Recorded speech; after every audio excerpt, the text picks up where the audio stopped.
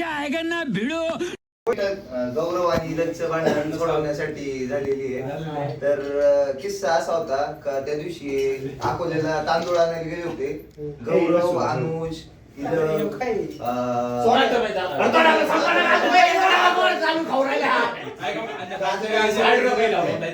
त्याच्यानंतर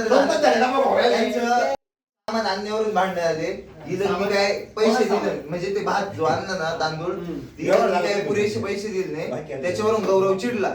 मग त्याच्यावर इलग त्या रूम मध्ये चालत आला आणि म्हणलं मी सगळं ऐकलं चावी फेकली. त्या दिवशी या दिवसापासून असं काय मागून बोललेले मी सगळं ऐकलेलं.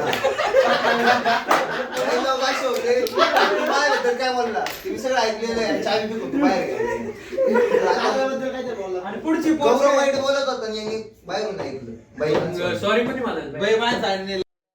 गौरवने पण त्याला सॉरी म्हणावं, यांनी पण त्याला सॉरी म्हणावं आणि भांडणं मिटून टाकावं. गौरवची चूक आहे गौरव पाठीमागं बोलतो. वाईट बोलला. हिची चूक अशी आहे की हिला पैसे वाचवायचे तर बाकीच्या पोरांचा विचार केला.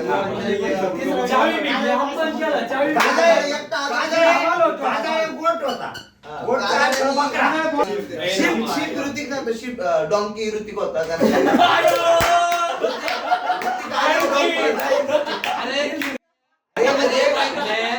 काय संबंध अरे म्हणजे तू आलो आज बस ना कोण तू ते तांदळाचा गेला होता गाडी आणायला.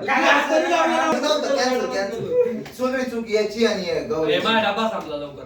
गौरीची आणि याची चूक. गावी पाठीमागं वाईट बोलला. पैसे वाचवले.